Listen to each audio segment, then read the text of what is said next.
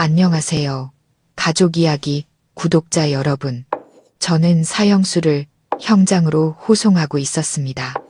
총살 직전 그는 소주 3잔을 청하더군요. 그리고는 잔을 뒤집어 놓고 새끼손가락으로 잔 바닥을 가볍게 3번 두드렸습니다. 그 동작을 본 순간 저는 새파랗게 질려 소리쳤습니다. 멈춰, 쏘지 마. 순식간에 형장은 아수라장이 되었습니다. 서울 종로의 낡은 다세대 주택, 그 깊숙한 골목에 자리한 제 방은 언제나 퀴퀴한 곰팡이 냄새와 어머니의 한약 냄새가 뒤섞여 있었습니다. 밤 10시 반, 아래층에서 들려오는 떡파는 할머니의 칼질 소리가 낡고 스산한 동네의 정적을 외롭게 갈랐습니다. 저는 낡은 평상에 웅크리고 앉아 있었습니다. 눈앞에는 식어빠진 밥상이 놓여 있었죠. 멀건 된장찌개와 바짝 마른 두부조림 몇 조각이 전부였습니다. 안방에 누워 계신 어머니의 밭은 기침 소리가 간간히 들려올 때마다 제 가슴은 소금물에 절여지는 듯 아팠습니다. 어머니는 3년째 말기 신부전증을 앓고 계셨습니다. 병원의 혈액투석기는 어머니의 생명줄인 동시에 제 얼마 안 되는 경감 월급을 갈아 마시는 기계이기도 했습니다. 매달 월급날이면 약값, 월세, 지난달에 빌린 사채 이자를 갚고 나면 제 주머니에는 아침을 때우려면 몇 봉지 살 돈밖에 남지 않았습니다. 입안에 밥을 우겨 넣었습니다. 바싹 마른 밥알은 모래를 씹는 것처럼 서걱거렸습니다. 45, 남들은 가정을 꾸리고 번듯한 집에서 살 나이에 저는 여전히 이 허름한 내 벽 안에 갇혀 있었습니다. 홀몸으로 병든 노모와 언제 갚을지 모를 막대한 빚을 짊어진 채 말입니다. 문득 거울에 비친 제 모습을 보면 희끗희끗한 머리카락과 잦은 야간 근무와 기나긴 수사로 검게 그을린 얼굴이 보였습니다. 과연 내가 올바른 직업을 선택한 것일까 하는 자문이 절로 나왔습니다. 그때 어머니의 가냘픈 목소리가 들려왔습니다. 동진아, 저는 수저를 놓고 급히 방으로 들어가 해진 소미불을 덮어드렸습니다. 네, 어머니, 몸은 좀 어떠세요? 마른 장작처럼 앙상한 어머니는 흐린 눈으로 저를 미안하게 바라보셨습니다. 내가 너를 너무 고생시키는구나. 차라리 그냥 내 아버지 따라가게 내버려 두지. 이러다 너는 언제 장가가서 이 어미한테 장손 하나 안겨주겠니? 저는 어머니의 차갑고 주름진 손을 잡으며 가슴에서 터져 나오려는 한숨을 억지로 삼켰습니다. 어머니, 무슨 그런 섭섭한 말씀을 하세요. 의사 선생님이 상태가 점점 안정되고 있다고 하셨어요. 제가 다 알아서 할 수 있으니 걱정 마시고 푹 쉬세요. 쓸데없는 생각 마시고요. 말은 그렇게 씩씩하게 했지만 속은 타들어가는 것 같았습니다. 어제 과장님이 저를 따로 부르시더니 어머니께서 비보험 신약인 조혈 촉진제를 쓰셔야 한다고 했습니다. 한 달에 1,000만 원 가까이 드는 약이었습니다. 그 돈을 어디서 구해야 할지 막막했습니다. 어머니는 잠시 침묵하시더니 슬픈 목소리로 다시 물으셨습니다. 근데 건우는 왜 이렇게 통 안 보이니? 옛날에는 둘이 그림자처럼 붙어 다니더니 훌쩍 떠난 지 10년이 넘도록 얼굴 한 번 안 비추네. 어머니 입에서 나온 건우라는 이름에 심장이 덜컥 내려앉았습니다. 박건우, 제 가장 친한 친구이자 95년 특수훈련 동기인 동료. 그 시절 우리는 잠도, 밥도, 훈련도 함께하며 생사를 같이 하기로 맹세한 한 쌍의 형제였습니다. 그러다 10년 전 건우는 흔적도 없이 사라졌습니다.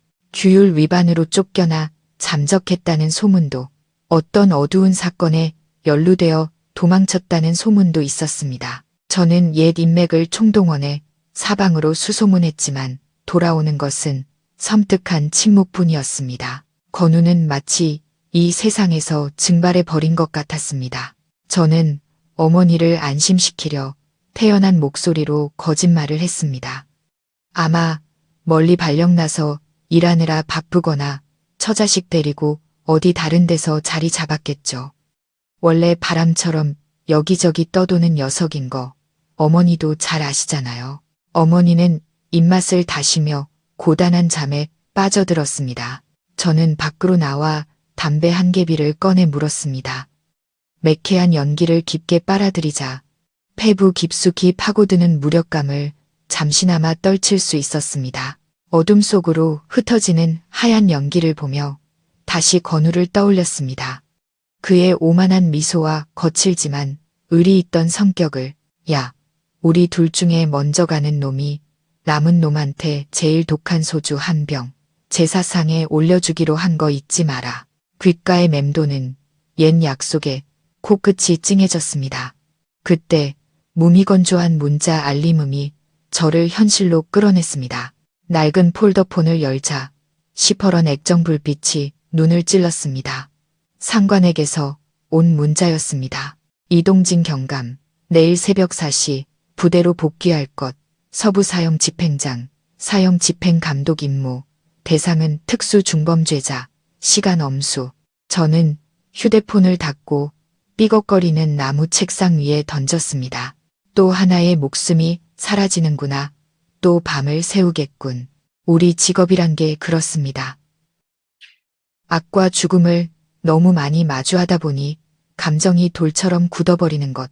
하지만 이번에는 왠지 모르게 마음이 뒤숭숭했습니다. 불길한 예감이 온몸을 휘감았습니다. 저는 담배를 비벼 끄고 평상의 등을 기댔습니다. 빗물이 샌 자국으로 얼룩진 천장을 멀거니 바라보며 뜬 눈으로 밤을 새웠습니다. 새벽 4시 짙은 안개가 상복처럼 도시를 뒤덮었습니다. 북서쪽에서 몰아친 겨울 칼바람에 저도 모르게 몸을 떨며 낡은 외투깃을 세웠습니다. 부대의 낡은 지프차에 시동을 걸었습니다. 요란한 엔진 소리가 새벽의 정적을 깨뜨렸습니다. 차는 안개를 헤치며 도시 서쪽으로 향했습니다. 그곳에는 황량한 언덕 아래 외따로 떨어진 사형 집행장이 있었습니다. 제 옆자리에는 이제 막 임관한 지 2년 된 젊은 경찰 민준이 앉아 있었습니다. 아직 앳된 얼굴에는 긴장한 기색이 역력했습니다. 사형 집행에 참여하는 것은 이번이 처음이라고 했습니다.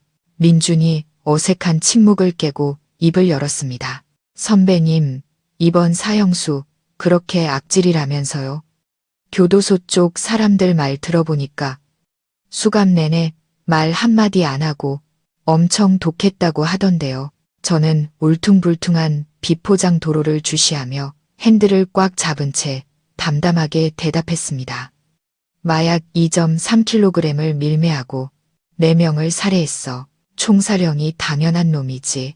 독한지 아닌지는 저기 기둥 앞에 서봐야 아는 거고 살아있을 땐 온갖 폼 다 잡던 깡패들도 막상 형장에 오면 오줌 지리면서 제대로 서지도 못해 양쪽에서 부축해야 겨우 걸어. 민주는 몸을 떨며 더는 묻지 못하고 입을 다물었습니다. 저는 담배를 또 한 대 피워 물었습니다. 담배 연기와 매캐한 엔진 오일 냄새, 낡은 가죽 시트의 곰팡내, 이 모든 것이 뒤섞여 사형 집행을 가는 차 안에 독특한 냄새를 만들어냈습니다. 저는 이 냄새에 익숙했고 지독할 만큼 익숙했습니다. 안개 너머로 사형장이 모습을 드러냈습니다. 잡초가 무성한 넓은 공터, 3개의 검은 나무 기둥이 마치 저승사자의 손가락처럼 하늘을 향해 흉물스럽게 솟아 있었습니다. 주변에는 이미 경비 병력이 폴리스 라인을 치고 삼엄한 경계를 펴고 있었습니다. 아직 동이 트기 전이었지만 호기심 많은 구경꾼들이 바깥쪽에 꽤 많이 모여 있었습니다. 수근거리는 소리, 욕설, 울음소리가 뒤섞여 음산하고 혼란스러운 분위기를 자아냈습니다. 정해진 위치에 차를 세우고 내리자 밤이슬에 축축해진 붉은 흙이 밟혔습니다. 근처에서 뜨거운 차를 마시던 다른 팀 동료들이 저를 보고 손을 흔들었습니다. 도청 소속의 늙은 법의관 김 과장이 껄껄 웃으며 김이 모락모락 나는 찻잔을 건넸습니다. 이 경감 또 밤새웠나? 눈이 슛한 걸 보니 저는 의례적으로 인사하며 잔을 받아들고 속을 덮이려 한 모금 마셨습니다. 김 과장님도 일찍 나오셨네요. 어머니가 밤새 앓으셔서 한숨도 못 잤습니다. 김 과장은 목소리를 낮추며 비밀스럽게 말했습니다. 이번 건 보통이 아니야. 듣자 하니 이 사형수 몇 년 동안 면회 온 가족 하나 없고 신원 기록도 아주 이상해. 검찰 쪽에서도 겉핥기식 정보밖에 모른다더군. 저는 미간을 찌푸렸습니다. 불안감이 다시 고개를 들었습니다. 마약 밀매의 연쇄 살인범인데 기록이 비밀에 붙여져 있다니. 보통 이런 중대 사건은 언론에서 대서특필하기 마련인데 저도 모르게 물었습니다. 그놈 이름이 뭡니까? 김 과장은 눈을 가늘게 뜨고 기억을 더듬었습니다. 이름이 뭐였더라? 아, 박건우던가 권우던가 75년생. 자네랑 동갑이겠네. 손에 들고 있던 찻잔이 심하게 흔들렸습니다. 뜨거운 찬물이 손등에 떨어져 화끈거렸습니다. 박건우 1975년생. 단순한 우연의 일치일까? 건우라는 이름도 흔하고 75년생도 한 세대를 이루는 수많은 사람 중 하나일 뿐이다. 스스로를 진정시키려 했지만 심장은 이미 불안하게 쿵쾅거리기 시작했습니다. 바로 그때 멀리서 호송 차량의 사이렌 소리가 정적을 갈랐습니다. 사형수를 태운 호송 차량 행렬이 들어오고 있었습니다. 헤드라이트 불빛이 길가의 잡초를 스치며 세계의 차가운 기둥을 비췄습니다. 김 과장은 찻잔을 내려놓고 흰 가운을 여미며 표정을 굳혔습니다. 왔군. 일 시작해야지. 저는 담배꽁초를 바닥에 던져 군화발로 비벼 끄고는 처형장 구역으로 발걸음을 옮겼습니다. 차가운 바람이 얼굴을 스치며 구경꾼들이 길가에 급히 피워놓은 향냄새를 실어 날랐습니다. 길고 무거운 하루가 시작되고 있었습니다. 둔탁한 금소금과 함께 호송차의 문이 열렸습니다. 건장한 교도관 2명이 먼저 내린 뒤 어두운 차 안에서 한 남자를 부축해 끌어냈습니다. 그는 처참할 정도로 초췌한 모습이었습니다. 헐렁한 줄무늬 수의는 뼈대만 앙상한 그의 몸에 걸쳐져 있었습니다. 희끗희끗한 머리는 까치집처럼 헝클어져 얼굴 대부분을 가리고 있었습니다. 족쇄에 단단히 채워진 2발은 걸음을 옮길 때마다 자갈밭 위에서 섬뜩한 쇠사슬 소리를 냈습니다. 저는 10m쯤 떨어진 감독 위치에 서서 사형수의 얼굴을 자세히 보려고 눈을 가늘게 떴습니다. 그는 고개를 푹 숙인 채 힘없이 비틀거리며 걸었습니다. 그 걸음걸이, 왼쪽 어깨가 오른쪽보다 약간 더 처진 그 모습에서 제 속이 뒤틀렸습니다. 등골을 타고 오르는 소름 끼치도록 익숙한 느낌. 그때 군중 속에서 한 여인의 비통한 절규가 팽팽한 정적을 깨뜨렸습니다. 이 살인자 놈아, 짐승만도 못한 놈, 내 아들 돌려내. 피해자 중 한 명의 어머니인 박씨, 아주머니였습니다. 백발이 성성한 노파는 경찰 저지선을 뚫고 원수에게 달려들어 핥히려 했습니다. 경찰 몇몇이 겨우 그녀를 제지했습니다. 그녀는 울부짖으며 저주를 퍼부었습니다. 자식을 잃은 고통에서 터져나온 악독한 말들이 하늘을 찔렀습니다. 사형수는 그 소리를 듣지 못하는 듯 혹은 그런 저주에 너무나 익숙한 듯 여전히 고개를 숙인 채 묵묵히 형틀로 끌려갔습니다. 사형집행위원회가 자리에 섰습니다. 단정한 제복 차림에 얼음장처럼 차가운 표정을 한 검사가 사형집행 결정문을 낭독하기 시작했습니다. 감정 없는 목소리가 낡은 확성기를 통해 지지직거리며 울려 퍼졌습니다. 대한민국 법무부는 다음과 같이 사형을 집행한다. 사형수 박건우 1975년생 본적 불명 죄명 마약류 관리에 관한 법률 위반 2.3kg 헤로인 밀매 및 살인. 박건우라는 이름이 불리는 순간 저는 마치 누군가에게 따귀를 세게 맞은 듯 했습니다. 저는 부하들의 놀란 시선에도 아랑곳하지 않고 무의식적으로 몇 걸음 앞으로 나아갔습니다. 그의 얼굴을 똑똑히 봐야만 했습니다. 머릿속에서 미친 듯이 울부짖는 이 예감이 틀렸다는 것을 확인해야만 했습니다. 교도관들이 건우를 사격 기둥에 세우고 묶으려 할 때 그가 고개를 들었습니다. 주름과 흉터로 뒤덮인 늙은 얼굴, 햇볕에 말린 대추처럼 쪼그라든 피부, 움푹 팬 흐릿한 눈동자가 군중을 그리고 자신을 겨누고 있는 검은 총구들을 스쳐 지나갔습니다. 그리고 그 시선이 제게 멈췄습니다. 한순간 시간이 멈춘 듯 했습니다. 얼굴은 너무나 변해 알아볼 수 없을 정도였지만 그 눈빛만은 오만하면서도 비통하고 말로 다 할 수 없는 깊은 슬픔을 담은 그 눈빛은 틀림없는 내 친구 건우의 것이었습니다. 저는 망연자실하여 손발에 힘이 풀렸습니다. 어떻게 이럴 수가. 훈련소 최고의 엘리트 요원이었던 마약 범죄를 뿌리 뽑겠다고 맹세했던 건우가 마약왕이자 냉혹한 살인자가 되어 법의 심판대 앞에 서 있다니. 머릿속이 수천 개의 질문으로 뒤엉켰습니다. 왜 이렇게 된 거지? 10년 동안 어디에 있었던 거야? 왜 나한테 연락하지 않았지? 왜 사람을 죽인 거야? 집행위원장의 목소리가 저를 현실로 잡아끌었습니다. 사형수, 마지막으로 할 말은 없는가?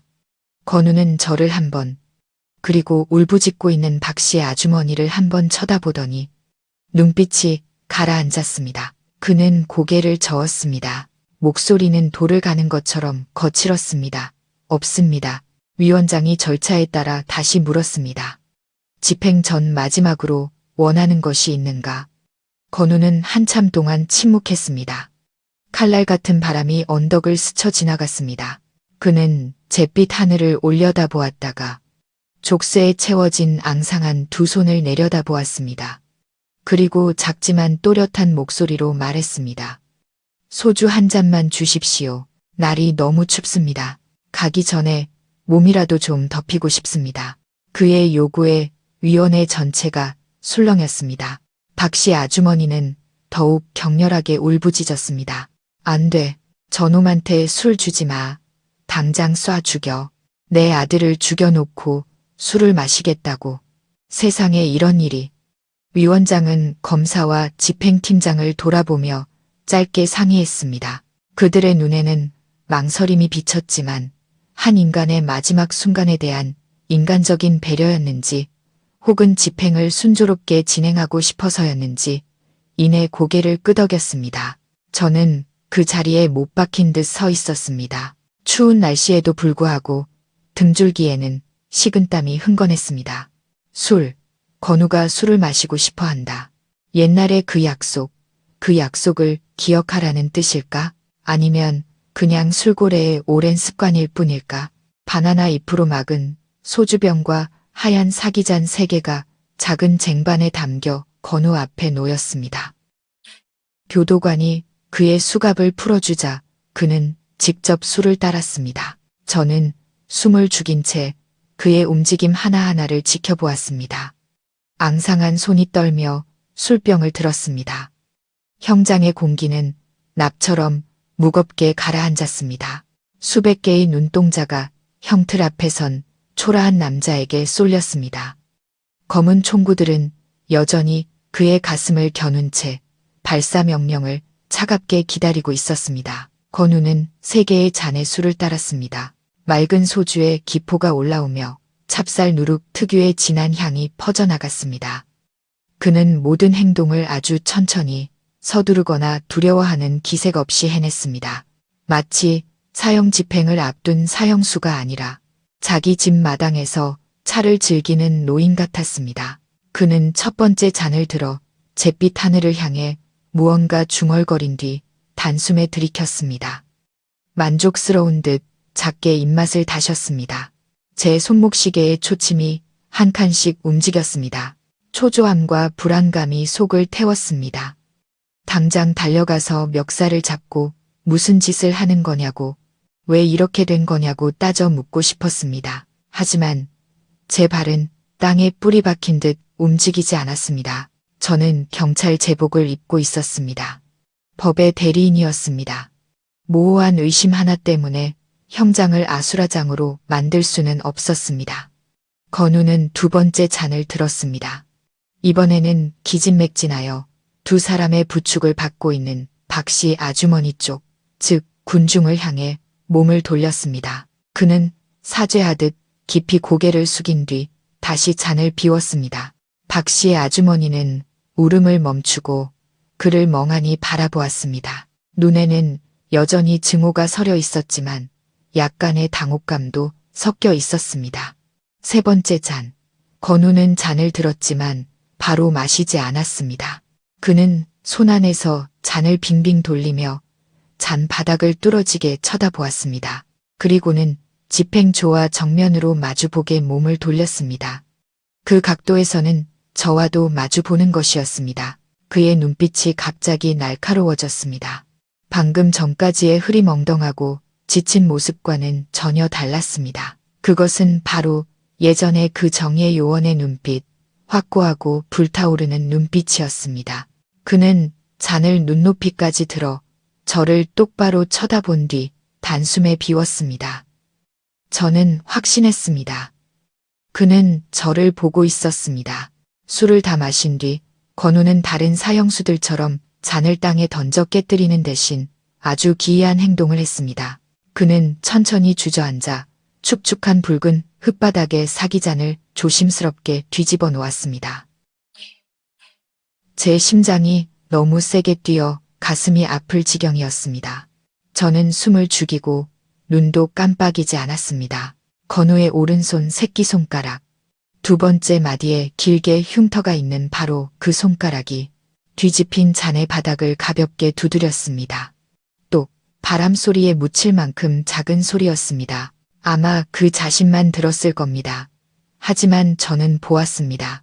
똑, 두 번째, 똑, 세 번째, 세 번의 노크, 새끼손가락, 뒤집힌 잔, 제 머릿속이 터져 나갈 것 같았습니다.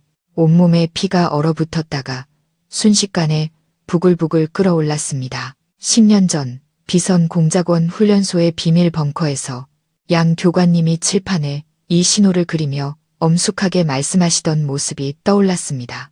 똑똑히 기억해라. 이것은 최고 등급의 긴급 구조 신호다.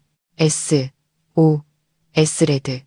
적진에 침투해 있거나 의심받고 있거나 완전히 고립되어 목숨이 경각에 달렸을 때만 사용한다. 이 신호를 본 동료는 신호를 보낸 요원이 여전히 충성스럽지만 진실을 말할 수 없는 상황에 처해 있음을 이해하고 어떤 대가를 치르더라도 구출해야 한다. 그리고 더 중요한 것은 새끼손가락을 사용하는 것은 저와 건우 둘만의 약속이었다는 점입니다. 졸업 전날 밤 둘이 옥상에 누워 별을 보며 건우가 말했었습니다. 만약 나중에 자기가 잠입수사를 하다가 변절자로 몰리거나 함정에 빠지면 새끼손가락으로 3번 노크하겠다고. 그때 세상이 다 등을 돌려도 너만은 나를 믿어줘야 한다고. 저는 거기 무릎 꿇고 있는 남자를 뚫어지게 보았습니다. 더 이상 의심의 여지가 없었습니다. 저건 건우였고 구조를 요청하고 있었습니다. 그는 결코 배신하지 않았습니다. 그는 말로 할 수 없는 끔찍한 비밀을 쥐고 있었습니다. 그는 그 비밀을 지키기 위해 죽음을 선택했거나 받아들였고 이 세상에서 유일하게 이 암호를 해독할 수 있는 저를 발견하고서야 신호를 보낸 것입니다. 그때 날카로운 고함 소리가 저를 회상에서 끌어냈습니다. 준비 6자루의 소총이 철컥 하고 장전되는 소리가 차갑게 울렸습니다. 사수들은 자세를 잡고 방아쇠에 손가락을 걸었습니다. 건우는 눈을 감고 고개를 든 채 기다렸습니다. 안 돼. 저놈을 죽게 둘 순 없어. 저놈이 죽으면 진실은 영원히 묻히고 말 거야. 나는 친구를 죽인 놈, 맹세를 저버린 배신자가 될 거야. 이성은 저를 말렸습니다. 사형 집행을 방해하는 것은 중죄다. 직업, 어머니, 모든 것을 잃고 감옥에 갈 수도 있다. 하지만 제 심장이 특수요원의 뜨거운 피와 10년간의 형제애가 제가 가만히 서 있는 것을 허락하지 않았습니다. 목표 조준, 멈춰. 저는 공간을 찢는 듯한 고함을 질렀습니다. 제 목소리가 너무나 쉬고 격렬해서 저 자신도 놀랐습니다. 생각할 겨를도 없이 저는 폴리스 라인을 넘어 저를 막으려던 경관을 밀치고 형틀을 향해 미친 듯이 달려갔습니다. 뒤에서 민준의 다급한 외침이 들렸습니다. 선배님, 뭐 하시는 거예요? 상관없었습니다. 지금 제 눈에는 건우의 앙상한 등과 저 검은 총구들밖에 보이지 않았습니다. 저는 달려가 제 몸으로 건우 앞을 막아섰습니다. 두 팔을 활짝 벌리고 집행조와 마주섰습니다. 멈추라고 했다. 형장은 아수라장이 되었습니다. 사수들은 놀라서 방아쇠에서 손을 떼고 어리둥절하게 서로를 쳐다보았습니다. 검사는 서류 뭉치를 땅에 떨어뜨렸고 얼굴은 핏기 하나 없이 하얗게 질렸습니다. 집행위원장이 확성기로 소리쳤습니다. 이동진, 경감, 미쳤나? 당장 비켜. 저는 거친 숨을 몰아쉬며 저를 향해 총을 겨누고 있는 동료들을 붉게 충혈된 눈으로 노려보며 외쳤습니다. 목소리는 감정에 복받쳐 갈라졌습니다. 쏘지 마. 이 사람은 억울하다. 이 사람은 내 동료다. 이 사람은 잠입 수사 중인 요원이다. 쏘면 안 돼. 건우는 눈을 떠 자신을 막아선 제 등을 보았습니다. 마르고 갈라진 그의 입술이 움직여 제가 10년 동안 기다려온 한마디를 힘겹게 내뱉었습니다. 동진아. 그는 제 어깨에 머리를 기댄 채 정신을 잃었습니다. 그것은 제 인생에서 가장 미친 순간이었습니다. 제가 보이지 않는 거대한 세력에 공식적으로 선전포고를 한 순간이었습니다. 사형수의 가벼운 노크 소리, 3번의 제 목숨과 명예 전부를 건 순간이었습니다. 사형장은 전례 없는 혼란 속에서 산산조각 났습니다. 고함 소리, 분주한 발소리, 질서를 회복하라는 확성기 소리가 뒤섞여 귀를 찢는 소음을 만들어냈습니다. 저지선 밖에서 잠시 멍하니 있던 박씨 아주머니가 태풍처럼 달려들었습니다. 자식을 잃은 억눌렸던 슬픔이 맹목적인 분노로 폭발했습니다. 그녀는 발밑에 흙과 돌을 한 움큼 쥐어 저와 건우에게 마구 던졌습니다. 목이 쉬어라 소리쳤습니다. 살인자 놈, 경찰이 범죄자를 감싸 저놈을 죽여 하늘이 있다면 이 천벌 받을 놈들을 죽여버려. 날아온 벽돌 조각이 제 이마를 스쳐 지나갔습니다. 뜨거운 피가 흘러내려 눈으로 들어가 따가웠습니다. 저는 피하지 않았습니다. 여전히 동상처럼 우뚝 서서 정신을 잃은 친구를 두 팔 벌려 보호했습니다. 저는 그녀의 고통을 이해했습니다. 그녀의 눈에 건우는 불구대천의 원수였고 저는 저주받아 마땅한 공범이었습니다. 하지만 저는 설명할 수 없었습니다. 적어도 지금은 어머니의 울음소리에 자극받은 군중도 경찰 저지선을 밀치기 시작했습니다. 욕설이 빗발쳤습니다. 변절자 놈. 마약상들한테 돈 받아먹고 미친 짓 하는 거냐. 저놈들 때려 죽여. 지원 병력은 분노한 군중이 처형구역으로 밀려드는 것을 막느라 진땀을 뺐습니다. 집행위원장은 얼굴이 벌개져서 달려와 제 얼굴에 권총을 겨눴습니다. 동진이, 너 지금 무슨 짓 하는지 알아? 감옥에서 썩고 싶어? 당장 비켜. 저는 그의 눈을 똑바로 쳐다보았습니다. 조금도 흔들림 없는 단호한 눈빛으로 모든 책임은 제가 지겠습니다. 하지만 오늘 그를 쏘려면 먼저 제 시체를 넘어야 할 겁니다. 이 사람은 K20 부대 소속 요원 번호 405 박건우입니다. 그는 억울합니다. 제가 말한 부대 이름과 요원 번호의 위원장은 순간 멈칫했습니다. 그 역시 잔뼈 굵은 군인 출신으로 옛 비밀 잠입 부대에 대해 어렴풋이 들어본 적이 있었습니다. 그의 눈에 잠시 망설임이 스쳤지만 군중의 압박과 법 절차 때문에 마음을 돌릴 수는 없었습니다. 그는 특수기동대에게 명령했습니다. 이동진 경감을 제압하고 사형수는 구급차로 이송해라. 서둘러. 건장한 특수기동대원 4명이 달려들었습니다. 저는 저항하지 않았습니다. 제 목적은 달성되었다는 것을 알았습니다. 사형 집행은 중단되었습니다. 건우는 죽지 않았습니다. 그것으로 충분했습니다. 그들은 제 팔을 뒤로 꺾고 허리춤에 권총을 빼앗아 지휘본부로 끌고 갔습니다. 저는 고개를 돌려보았습니다. 건우는 들것에 실려 가고 있었습니다. 시든 나뭇잎처럼 축 늘어진 앙상한 몸. 구급차가 요란한 사이렌을 울리며 떠났습니다. 저는 텅 빈 방에 밀쳐졌고 등 뒤에서 철문이 쾅 닫혔습니다. 철컥 하고 자물쇠가 잠기는 소리가 건조하게 울렸습니다. 어둠이 저를 삼켰습니다. 이마의 피는 이미 굳어 딱딱하게 굳어 있었습니다.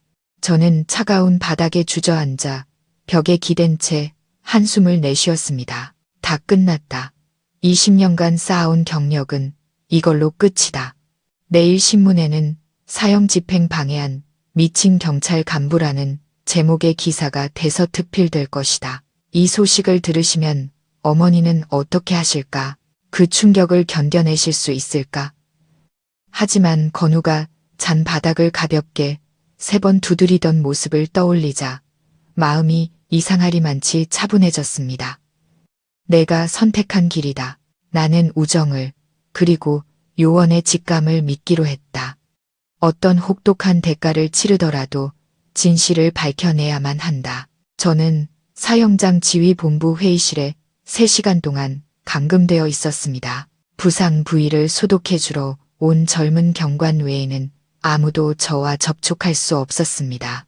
그는 두려움과 호기심이 섞인 눈으로 저를 쳐다보다가 말없이 나가버렸습니다. 창밖의 소라는 잦아들었지만 긴장된 분위기는 여전했습니다. 지휘실에서 끊임없이 울리는 전화벨 소리와 막 도착한 지방경찰청 고위 간부들의 고함 소리가 희미하게 들려왔습니다. 이 사건은 분명히 경찰청 본청까지 보고되었을 겁니다. 철컥 하고 문이 열리더니 중년의 남자가 들어왔습니다. 어깨에는 빛나는 총경 계급장이 달려 있었습니다. 제 직속 상관인 한 총경이었습니다. 한 총경은 제 맞은편 의자에 앉아 담뱃갑을 테이블에 올려놓으며 잔뜩 화가 난 얼굴로 책상을 쾅 내리쳤습니다. 너 미쳤구나, 동진아. 네가 이렇게 무모한 놈인 줄은 몰랐다. 지금 네가 무슨 짓을 저질렀는지 알아? 너 때문에 이 동네 전체가 발칵 뒤집혔다고. 저는 침착하게 그를 바라보았습니다. 알고 있습니다. 하지만 다른 방법이 없었습니다. 한 총경이 으르렁거렸습니다. 다른 방법이 없어. 너 박건우가 누군지 알아? 마약왕이야. 냉혈한 살인자라고. 기록이 멀쩡히 있고 증거도 충분하고 법원에서 판결까지 내렸어. 네가 무슨 자격으로 억울하다고 하는 거야. 뭘 근거로 10년 전 낡아빠진 우정 때문에. 저는 몸을 앞으로 기울여 상관의 눈을 깊이 들여다보았습니다. 1급 S, O, S 암호 때문입니다. 그는 비선 공작원에 긴급 구조 신호를 보냈습니다. 총경님도 이쪽 계통에 계셨으니 그 규약을 아시지 않습니까? 한 총경은 잠시 말을 잃었습니다. 그의 눈이 놀라움으로 커졌다가 이내 의심의 빛으로 바뀌었습니다. 암호, 너 지금 망상에 빠진 거냐? 누가 증명해?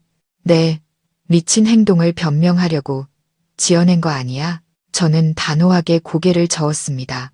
지어낸 게 아닙니다. 그는 새끼손가락으로 소주잔 바닥을 3번 두드렸습니다. 그것은 저와 그놈 사이의 생사 약속입니다. 한 총경님, 제발 사형 집행을 잠정 중단해 주십시오. 처음부터 재수사해 주십시오. 이 사건에는 거대한 비밀이 숨어 있습니다. 제 목숨을 걸고 보장합니다. 한 총경은 침묵에 잠겨 담배에 불을 붙여 길게 한 모금 빨았습니다. 그는 제가 어떤 사람인지 알고 있었습니다. 20년 경력 동안 원칙을 어기거나 사적인 감정으로 일을 처리한 적이 없었습니다. 저의 단호함에 그의 마음이 흔들리기 시작했습니다. 그는 한숨을 쉬며 연기를 내뿜었습니다. 늦었어. 위에서 명령이 내려왔다. 널 직위 해제하고 조사에 착수하라고. 넌 지금 바로 T16 구치소로 이송될 거다. 박건우는 만약 위기를 넘기고 살아난다 해도 다음 주에 다시 집행될 거야. 넌 그를 구할 수 없어. 저는 주먹을 꽉 쥐었습니다. 손톱이 살을 파고들어 아팠습니다. 지방경찰청장님을 만나게 해주십시오. 직접 보고해야 합니다. 한 총경은 고개를 저으며 일어섰습니다. 지금은 아무도 널 만나주지 않을 거다. 준비해. 널 데리러 올 차가 곧 도착할 테니. 그는 등을 돌려 문으로 향했습니다. 그의 손이 문고리에 닿았을 때 제가 뒤에서 말했습니다. 총경님, 1998년 박건우의 원본 인사 기록을 확인해 주십시오. 누가 그의 이름 옆에 요원 명단에서 삭제라고 서명했는지 찾아주십시오. 저는 기록이 조작되었다고 의심합니다. 한 총경은 잠시 멈칫하더니 서둘러 밖으로 나갔습니다. 문이 쾅 닫혔습니다. 저는 다시 차가운 방에 홀로 남겨졌습니다. 하지만 저는 옛 상관의 마음에 의심의 씨앗이 뿌려졌음을 알았습니다. 그것이 지금 저의 유일한 희망이었습니다. 호송 차량은 해가 질 무렵 저를 T16 구치소로 데려갔습니다. 부슬부슬 내리는 겨울비가 구치소의 풍경을 더욱 암울하게 만들었습니다. 저는 비위 공직자 전용 독방에 수감되었습니다. 회색 콘크리트 벽 침대 역할을 하는 시멘트 단상, 그리고 구석의 재래식 변기. 이제 이곳이 저의 세상이었습니다. 구치소에서의 첫날 밤은 영원처럼 길었습니다. 머리의 상처는 욱신거렸고 뼛속까지 파고드는 추위에도 불구하고 잠을 이룰 수가 없었습니다. 집에 혼자 계실 어머니를 누가 돌봐드릴지 걱정스러웠습니다. 건우의 생사도 알 수 없었습니다. 잔을 두드리던 그의 절망적인 눈빛이 계속해서 저를 괴롭혔습니다. 다음 날 아침 감방문이 열렸습니다. 교도관이 제 이름을 불렀습니다. 수감자 이동진, 조사실로 면회다. 저는 조사실로 이송되었습니다. 검찰이나 감찰부에서 나온 조사관일 거라고 생각했지만 방 안에서 저를 기다리고 있던 사람은 전혀 예상치 못한 인물이었습니다. 백발이 성성한 노인. 고된 세월의 흔적이 역력한 얼굴이었지만 두 눈은 여전히 날카롭게 빛나고 있었습니다. 그는 수수한 평상복 차림에 흑단 지팡이를 짚고 있었습니다. 저는 꼿꼿이 서서 군인처럼 거수경례를 했습니다. 교관님께 대하여 경례. 그는 바로 예비역 대령이자 전 특수훈련 교관이었던 양 교관님이었습니다. 저와 건우에게 요원의 첫걸음을 가르쳐 주신 존경하는 스승님. 은퇴 후 고향에 칩거하며 좀처럼 모습을 드러내지 않으셨는데 어떻게 이 시간에 이곳에 계신 건지 알 수 없었습니다. 양 교관님은 제 머리부터 발끝까지 훑어보시더니 이마의 흰 붕대에 시선을 멈췄습니다. 그는 작게 고개를 끄덕이며 낮지만 힘있는 목소리로 말했습니다. 앉아라. 꼴이 말이 아니구나. 저는 맞은편 의자에 앉아 고개를 숙였습니다. 죄송합니다, 교관님. 실망시켜드렸습니다.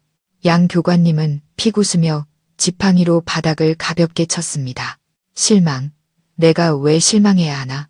친구를 구하려고 총구를 막아선 게 실망스러운가?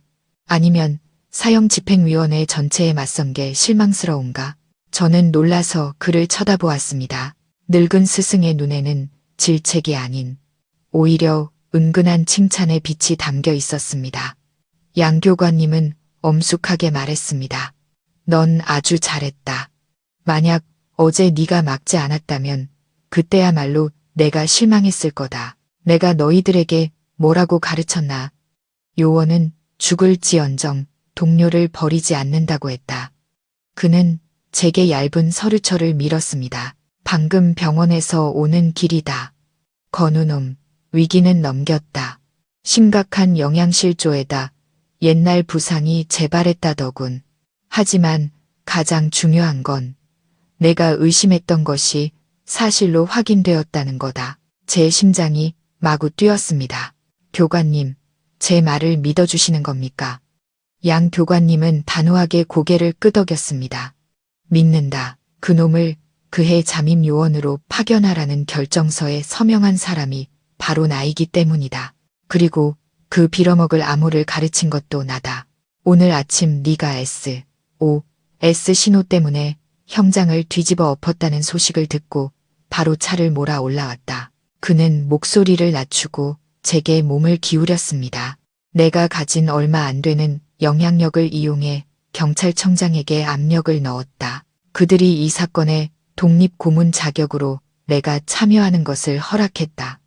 새로운 사형 집행명령이 내려지기 전에 우리에게는 건우의 무죄를 증명할 48시간이 주어졌다. 저는 마치 물에 빠진 사람이 지푸라기를 잡은 심정으로 스승의 손을 꽉 잡았습니다.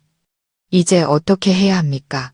교관님, 양 교관님은 품에서 붉은 직인이 찍힌 종이를 꺼냈습니다. 이건 수감자 외부 조사 허가서다. 내가 보증해서 널 48시간 동안 밖으로 빼낼 거다. 수사에 협조해야 한다. 옷 갈아입어라. 시간이 없다. 진짜 전쟁은 지금부터 시작이다. 양 교관님의 흰색 관용차가 저희를 곧장 기록 보관실로 데려갔습니다. 가는 내내 양 교관님은 침묵했습니다. 깊은 생각에 잠긴 얼굴로 차창 밖을 바라볼 뿐이었습니다. 저도 감히 많은 것을 묻지 못하고 여전히 제자들을 위해 발벗고 나서는 늙은 스승에게 속으로 감탄할 뿐이었습니다. 기록 보관실에서는 검찰 대표와 기록실장이 경계하는 태도로 저희를 맞았습니다. 그들은 거표지에 대회비, 도장이 찍힌 두꺼운 서류철을 내놓았습니다. 50대쯤 되어 보이는 검찰 대표가 흰 안경을 고쳤으며 날카로운 목소리로 말했습니다. 양 대령님, 이것이 Z98 사건의 원본 기록 전체입니다. 저희가 아주 면밀히 검토했습니다. 박건우는 처음에는 마약 조직 흉터박의 라인에 잠입한 요원이 맞았습니다. 하지만 1998년 6월 그는 독단적으로 연락을 끊고 보안 규정을 위반했습니다. 그는 서류 한 장을 넘겨 누렇게 바랜 타자, 글씨를 가리켰습니다. 이것이 당시 특별팀의 보고서입니다. 박건우가 마약왕의 신임을 얻기 위해 우리 측 비밀정보원 3명을 사살했다고 확인되었습니다. 이 사건 이후 박건우는 공식적으로 변절자로 간주되어 조직에서 제명되었습니다. 저는 보고서를 집어들고 마치 바늘로 눈을 찌르는 듯한 글자들을 개걸스럽게 읽었습니다. 날짜, 장소, 사건, 경위가 너무나 치밀하고 논리적으로 기록되어 있어 누구도 의심할 수 없을 정도였습니다. 아래에는 당시 팀장의 서명이 있었습니다. 그 서명이 낯익었습니다. 기억을 더듬었습니다. 서명 끝에 갈고리 모양, 양 교관님이 갑자기 책상을 세게 내리쳐 모두가 깜짝 놀랐습니다. 거짓말이야. 전부 다 거짓말이다. 그는 보고서를 손가락으로 가리키며 분노로 떨리는 목소리로 외쳤습니다. 1998년 6월 나는 아직 현직에 있었다. 이런 보고서는 내게 올라온 적이 없어. 만약 건우가 제명되었다면 최종 결재 서명은 내가 해야만 한다. 왜 이 서류에 내 서명이 없는 거지? 기록실장이 우물쭈물했습니다. 대령님, 그건 아마 당시 상황이 급박해서 절차가 간소화되었거나 아니면 본청으로 바로 보고가 올라갔을 수도. 간소화는 무슨 놈의 간소화? 양 교관님이 소리쳤습니다. 잠입 요원 인사 절차는 절대 불변이다. 나를 건너뛸 수 있는 사람은 아무도 없어. 만약 있다면 그는 말을 흐리며 방 안에 있는 사람들을 날카로운 눈으로 훑었습니다. 공기가 숨 막히게 변했습니다. 저는 문득 그 보고서에 서명한 주인을 알아차렸습니다. 저는 외쳤습니다. 교관님, 이 서명 최광민 겁니다. 양 교관님이 휙 돌아보았습니다. 최광민. 네, 최광민입니다. 저와 건우의 동기입니다.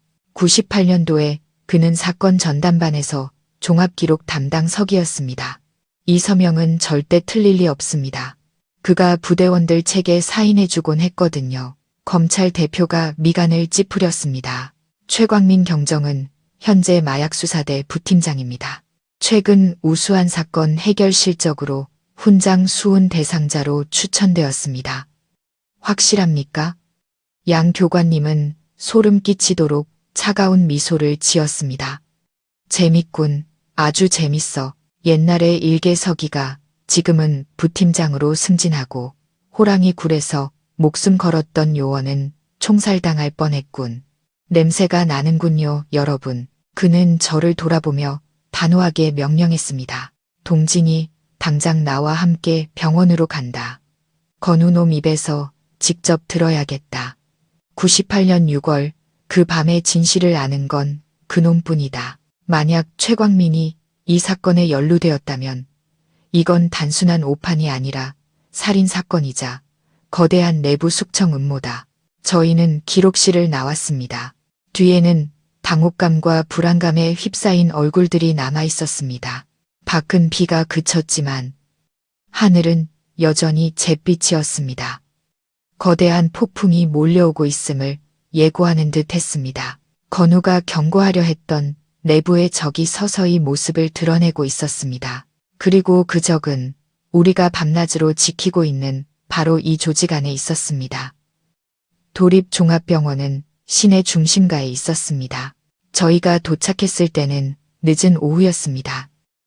병원 복도는 소독약 냄새와 의사와 간호사들의 분주한 발걸음 소리로 가득했습니다. 건우는 특별 집중 치료실에 입원해 있었습니다. 문 앞에는 경찰 2명이 보초를 서고 있었습니다. 양 교관님이 지팡이를 짚고 다가오자 젊은 경찰들이 일어서서 경례했습니다. 양 교관님이 특별 허가서를 보여주자 그들은 조용히 문을 열어주었습니다. 방 안은 온통 하얗고 차가웠습니다. 정적 속에서 인공호흡기 소리만이 규칙적으로 울리고 있었습니다. 건우는 하얀 시트가 깔린 침대에 누워 있었습니다. 온몸에 각종 튜브가 연결되어 있었고 움푹 팬 앙상한 얼굴은 창백한 형광등 불빛 아래 더욱 처참해 보였습니다. 저는 가까이 다가가 뼈만 남은 친구의 손을 잡았습니다. 얼음장처럼 차가웠습니다. 목이 메어왔습니다. 건우야. 제 목소리에 건우의 눈꺼풀이 미세하게 떨렸습니다. 그는 천천히 눈을 떴습니다. 움푹 팬 흐릿한 눈동자가 잠시 천장을 보다가 느리게 저를 향했습니다. 저를 알아보자 그의 눈동자 깊은 곳에서 희미한 빛이 반짝였습니다. 그는 힘겹게 속삭였습니다. 목소리는 내뱉는 숨결처럼 약했습니다. 동진아, 왔구나. 저는 감정을 억누르며 고개를 끄덕였습니다. 그래, 나 여기 있어.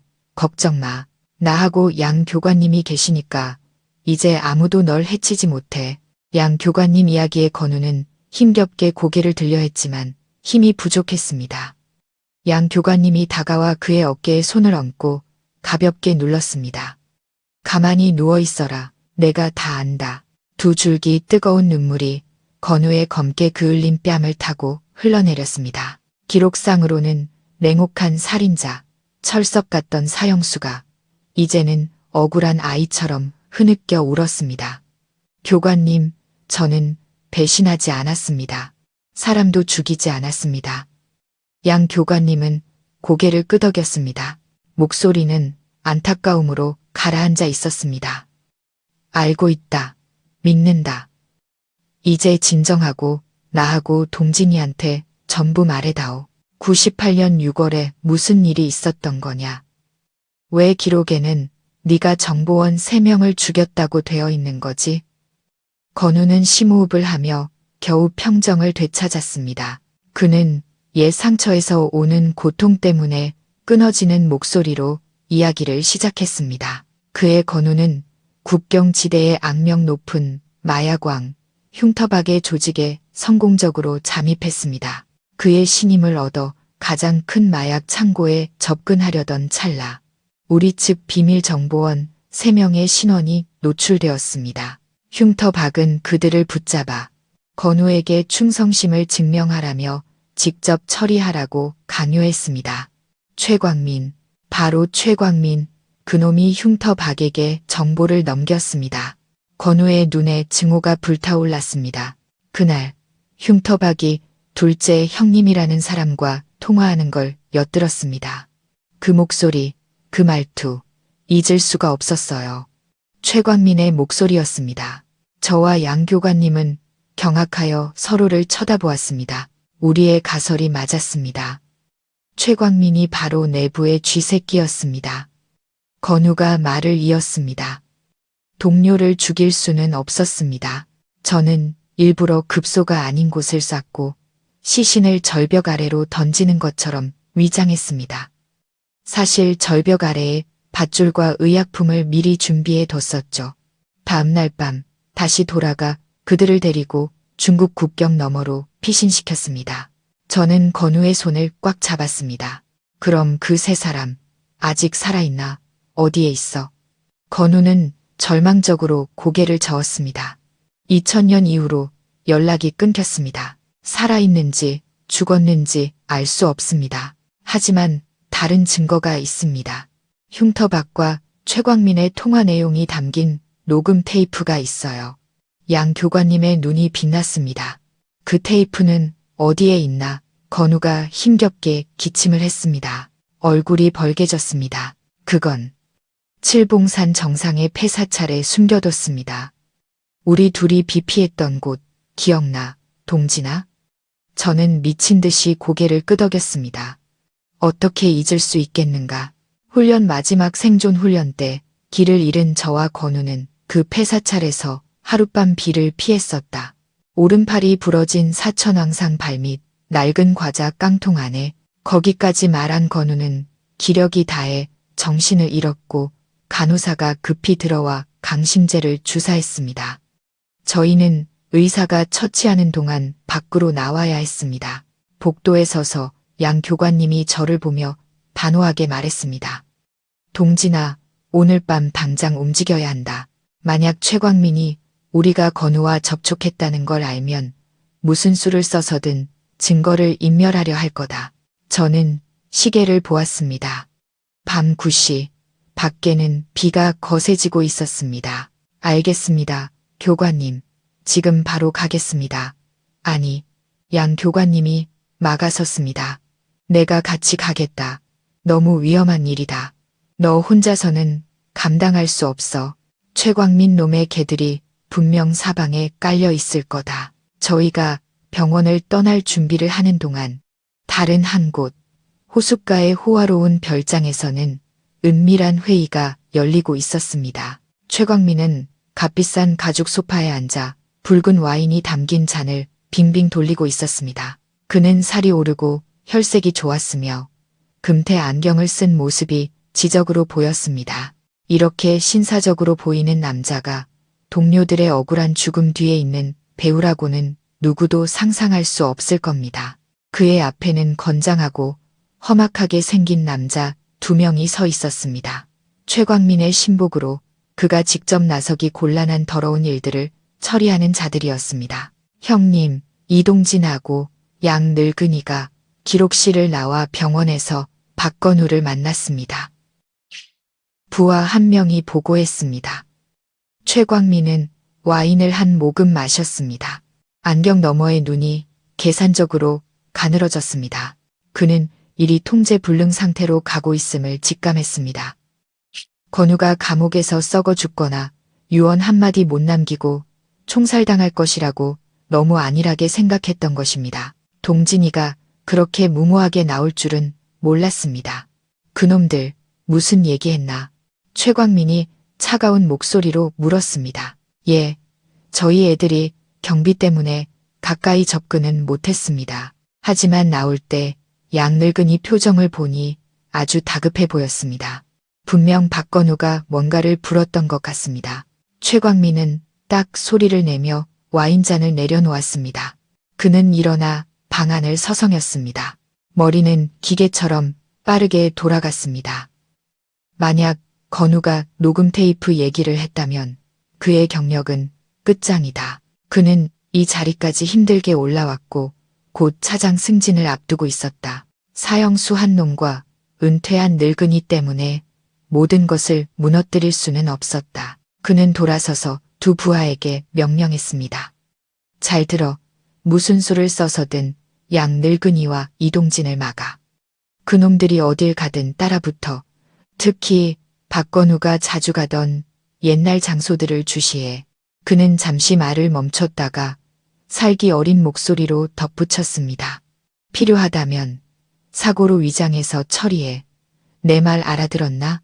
두 부하는 연신 고개를 끄덕였습니다. 예, 알겠습니다. 걱정 마십시오. 최광민은 손을 휘저어 그들을 내보냈습니다. 그는 소파에 털썩 주저앉아 휴대폰을 꺼내 번호를 눌렀습니다. 상대방은 즉시 전화를 받았습니다. 여보세요. 둘째 형님입니다. 상황이 심각해졌습니다. 박건우가 아직 안 죽었습니다. 양 늙은이가 끼어들었어요. 그쪽에서는 검찰에 압력을 넣어 집행 날짜를 최대한 앞당기세요. 이 귀찮은 파리 때는 제가 처리하겠습니다. 전화를 끊고 최광민은 창밖을 보았습니다. 밤비가 세차게 창문을 때렸습니다. 마치 별장의 거짓된 평화를 깨뜨리려는 듯이 그는 입꼬리를 올리며 씁쓸하게 웃었습니다. 이 게임의 승자는 자신이다. 그에게는 돈과 권력 그리고 그를 보호하는 거대한 뒷배가 있었다. 동진과 양교관은 불 속으로 뛰어드는 불나방에 불과했다. 양교관님이 운전하는 낡은 차가 비바람을 뚫고 질주했습니다. 저는 조수석에 앉아 양 교관님이 건네준 권총을 꽉 쥐고 있었습니다. 만일의 사태에 대비한 개인 소지 허가 총이라고 했습니다. 저희는 칠봉산으로 가는 지름길을 택했습니다. 진흙탕 길은 미끄러웠고 차는 길들지 않은 말처럼 위아래로 심하게 요동쳤습니다. 비가 앞 유리를 세차게 때렸고 와이퍼는 쉴 새 없이 움직였지만 역부족이었습니다. 양 교관님은 길을 주시하며 제게 물었습니다. 그 절로 가는 길 확실히 기억하나? 10몇 년이나 지났으니 지형이 많이 변했을 텐데 저는 단호하게 고개를 끄덕였습니다. 또렷이 기억합니다. 교관님, 이 언덕을 넘어서 왼쪽 샛길로 2km쯤 가면 산기문에 도착합니다. 거기서부터는 걸어가야 합니다. 문득 백미러를 보니 뒤에서 두 개의 헤드라이트 불빛이 바짝 따라붙고 있었습니다. 교관님, 꼬리가 붙었습니다. 양 교관님은 백미러를 힐끗 보더니 침착하게 말했습니다. 알고 있다. 병원을 나설 때부터 따라붙었어. 끈질긴 놈들이군. 그는 가속 페달을 밟았고 차는 굉음을 내며 앞으로 튀어나갔습니다. 뒤따르던 불빛도 속도를 높여 끈질기게 따라왔습니다. 저놈들 우리 차를 밀어붙일 셈이군. 제가 판단했습니다. 어디 이 애송이들 운전 실력 좀 볼까. 양 교관님은 입꼬리를 올리며 웃었습니다. 노련한 늙은 군인의 미소였습니다. 급커브 길에 이르자 양 교관님은 갑자기 핸들을 꺾으며 헤드라이트를 껐습니다. 차는 무성한 덤불을 스치며 잡초에 가려진 좁은 샛길로 빠져나갔습니다. 뒤따르던 두 대의 차는 미처 반응하지 못하고 커브길을 그대로 지나쳐 빗속으로 사라졌습니다. 양 교관님은 다시 라이트를 켜고 한숨 돌렸습니다. 됐다. 일단 따돌렸어. 하지만 서둘러야 해. 금방 다시 찾아올 거다. 차는 산기젬에 멈췄습니다. 저희는 차에서 내려 손전등을 켜고 비를 맞으며 경사로를 올랐습니다. 산길은 기름을 부은 듯 미끄러웠고 날카로운 돌들이 널려 있었습니다. 바위 틈을 스치는 바람은 귀신 우는 소리처럼 섬뜩했습니다. 저는 양 교관님을 부축하며 한 걸음씩 올라갔습니다. 그의 기력은 많이 쇠했지만 의지만은 젊은 시절처럼 강인했습니다. 1시간 넘게 비바람과 사투를 벌인 끝에 폐사찰이 눈앞에 희미하게 나타났습니다. 이끼 낀 낡은 절, 깨진 기와 지붕이 황량한 산 정상에 외롭게 서 있었습니다. 안으로 들어서자 퀴퀴한 곰팡내가 코를 찔렀습니다. 부서진 불상들이 어지럽게 널려 있었습니다. 저는 손전등으로 사천왕상을 찾았습니다. 저기군. 붉고 성난 얼굴의 사천왕상. 칼의 일부가 부러진 채 절 오른쪽 구석에 우뚝 서 있었습니다. 저는 달려가 맨손으로 상 발밑의 벽돌과 흙더미를 파헤쳤습니다. 깨진 조각에 긁혀 손톱에서 피가 났지만 아픔을 느낄 수 없었습니다. 찾았나, 동진아? 양 교관님이 초조하게 물으며 손전등으로 비춰주었습니다. 찾았습니다, 교관님. 제 손에 차갑고 딱딱한 것이 닿았습니다. 녹이 슬어 얼룩덜룩한 낡은 과자, 깡통이었습니다. 저는 떨리는 손으로 뚜껑을 열었습니다. 안에는 방수를 위해 여러 겹의 비닐봉지에 꼼꼼히 쌓인 90분짜리 카세트 테이프 1개와 검은 가죽 표지에 작은 수첩이 있었습니다. 수첩을 펼쳤습니다. 희미한 불빛 아래 급하게 썼지만 또렷한 건우의 필체가 나타났습니다. 1998년 6월 15일 X창고에서 거래 최광민 흉터 박액에서 5만 달러 수수. 1998년 6월 20일 최광민이 단속 정보 유출. 동료 3명 희생. 저는 수첩을 양 교관님께 건넸습니다. 그는 훑어보더니 분노로 손을 부들부들 떨었습니다. 천하의 개만도 못한 놈. 최광민 이놈은 1000번 죽어 마땅해. 바로 그때 산깁에서 오토바이 엔진 소리가 요란하게 울려 퍼졌습니다. 헤드라이트 불빛이 산비탈을 훑었습니다. 놈들이 올라오는 길을 찾았습니다. 제가 소리쳤습니다. 양 교관님은 수첩과 테이프를 안주머니에 넣고 권총을 꺼내 장전했습니다.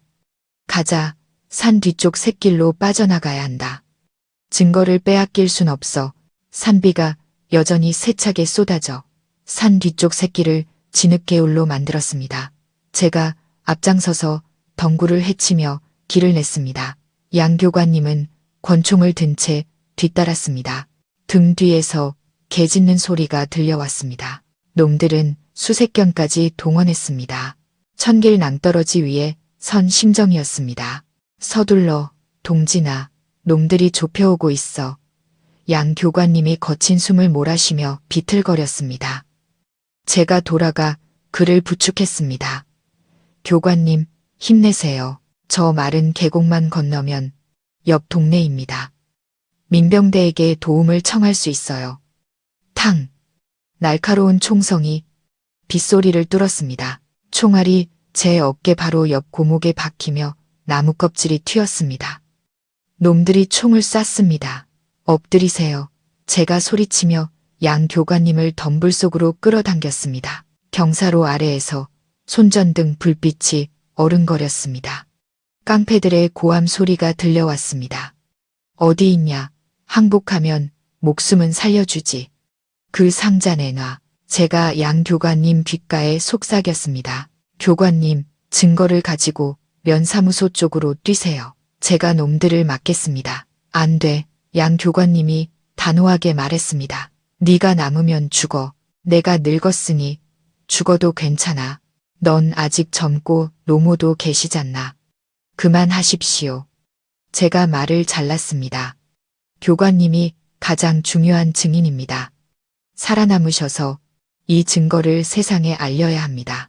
어서 가세요, 빨리. 그러고는 그가 반응할 틈도 주지 않고 벌떡 일어나 허공에 총을 쏴 놈들의 주의를 끌었습니다. 그리고는 반대 방향으로 미친 듯이 달려나갔습니다. 저기 있다. 쏴. 폭죽처럼 총성이 터졌습니다. 총알이 귓가를 스쳐 지나갔습니다.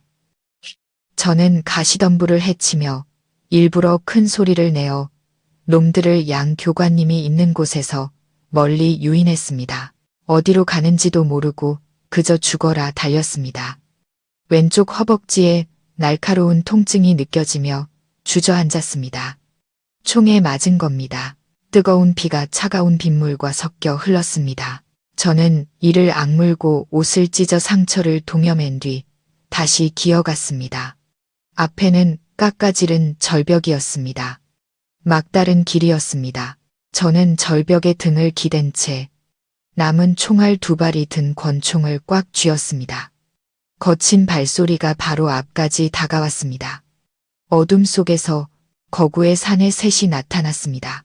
손에는 권총과 번뜩이는 칼이 들려 있었습니다.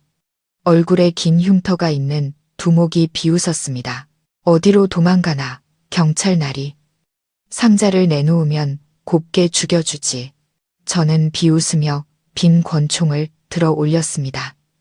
사실 총알은 남아 있었지만 놈들을 속이려 했습니다. 절벽 아래로 던져버렸다.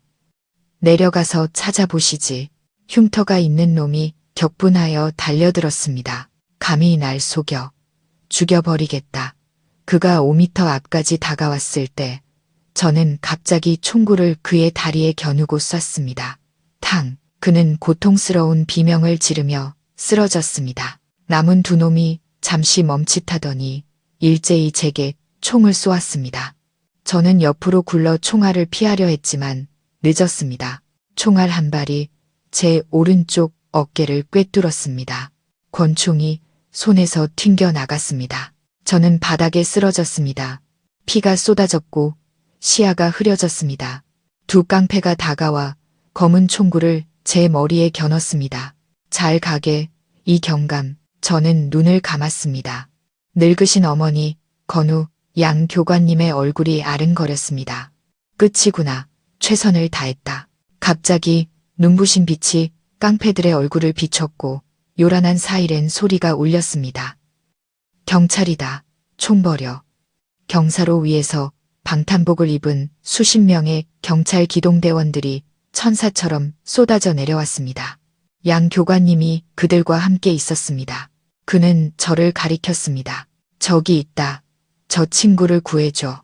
깡패들은 혼비백산하여 달아났지만 이미 늦었습니다. 포위망은 좁혀졌습니다. 저는 비틀거리며 다가오는 양 교관님의 모습을 보며 희미하게 미소 짓다가 끝없는 어둠 속으로 빠져들었습니다. 저는 익숙한 소독약 냄새 속에서 깨어났습니다. 하지만 이번에는 주변 공기가 평온하게 느껴졌습니다. 허벅지와 어깨에서 오는 욱신거리는 통증에 잠이 깼습니다. 몸을 살짝 움직여 보니 제가 건우가 누워있던 것과 똑같은 집중 치료실에 있다는 것을 알았습니다. 일어났느냐? 양 교관님의 따뜻한 목소리가 들렸습니다. 눈을 뜨니 그가 침대 옆에 앉아 계셨습니다. 늙은 얼굴에는 피곤한 기색이 역력했지만 눈빛만은 기쁨으로 반짝였습니다. 교관님, 증거는? 제가 깨어나자마자 처음으로 물었습니다. 양 교관님은 미소 지으며 주름진 손을 제 이마에 얹었습니다. 걱정 마라, 안전하다. 증거는 경찰청, 본청, 마약범죄수사국으로 바로 전달됐다. 어젯밤 본청 인력이 비밀리에 내려와 나와 협력해서 그 깡패놈들을 모조리 체포했다. 저는 안도의 한숨을 내쉬었습니다. 가슴을 짓누르던 천근만근의 돌덩이를 내려놓은 기분이었습니다. 건우는요? 그 친구는 어때요? 양 교관님의 입가에서 미소가 사라졌습니다. 그는 한숨을 쉬며 목소리를 낮췄습니다. 여전히 위중하다. 하지만 적어도 이제는 본청 사람들이 지키고 있으니 아무도 함부로 건드리지 못할 거다. 바로 그때 문이 열리고 정복 차림의 중년 남자가 들어왔습니다. 어깨에는 경무관 계급장이 달려 있었습니다. 제 옛 상관이었던 한 총경도 함께였습니다. 경무관은 침대 가까이 다가와 양 교관님과 악수한 뒤 저를 엄숙하면서도 호의적인 눈빛으로 바라보았습니다. 이동진 경감, 나는 마약범죄수사국장 진민수 경무관이요.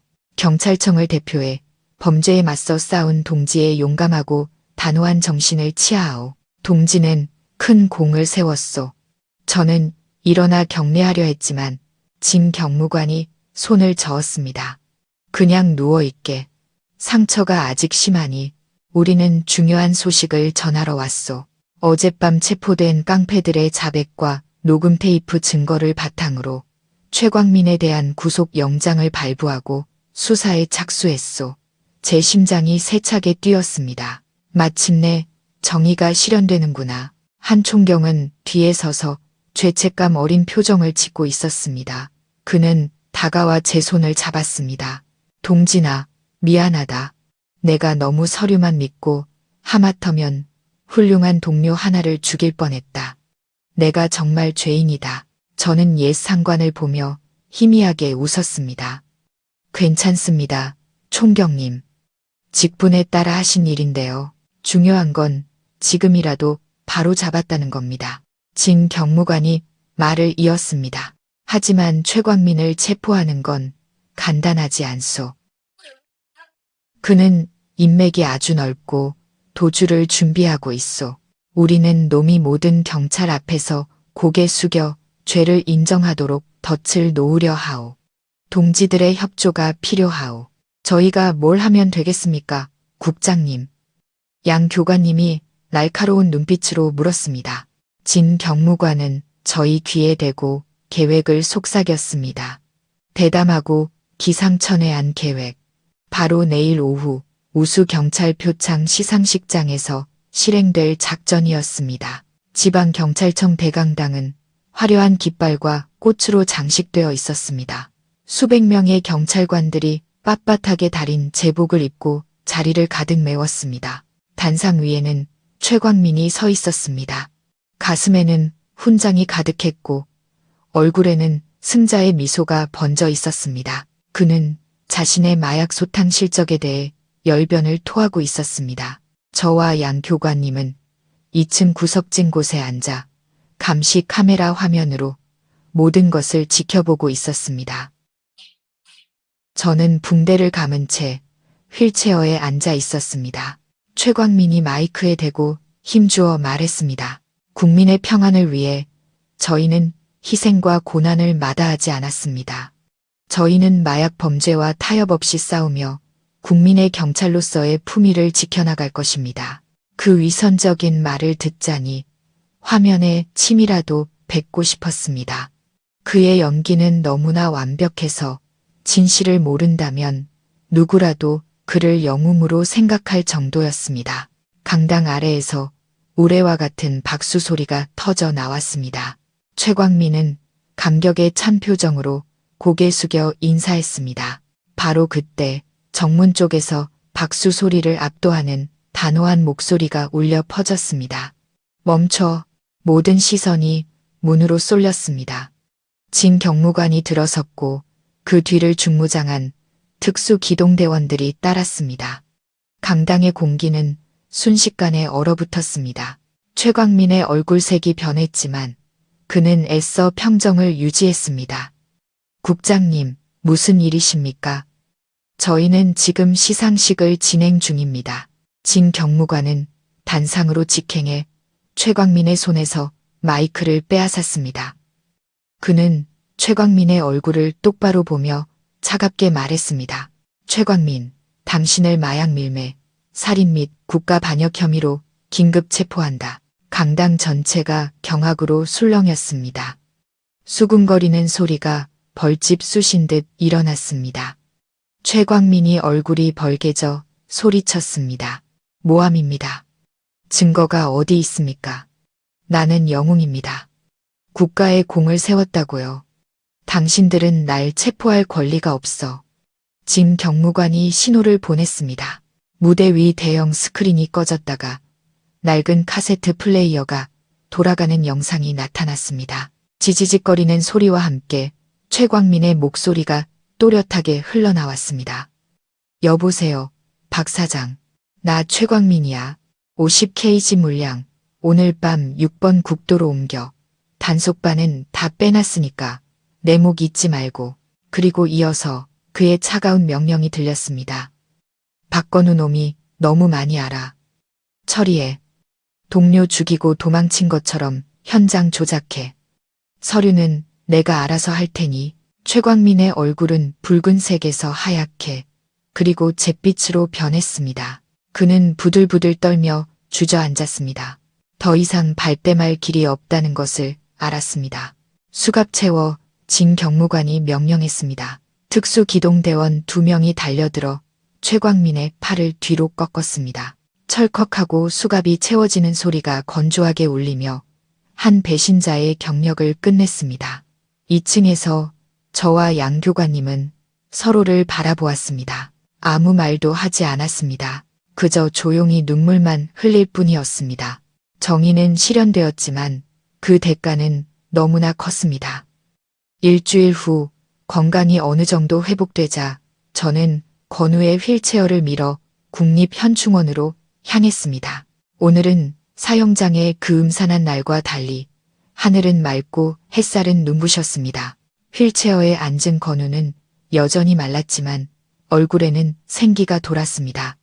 그는 갓 지급받은 깨끗한 경찰 제복을 입고 있었습니다. 어깨에는 경감 계급장이 달려 있었습니다. 그의 무죄와 명예회복 결정이 오늘 아침 본청에서 발표되었습니다.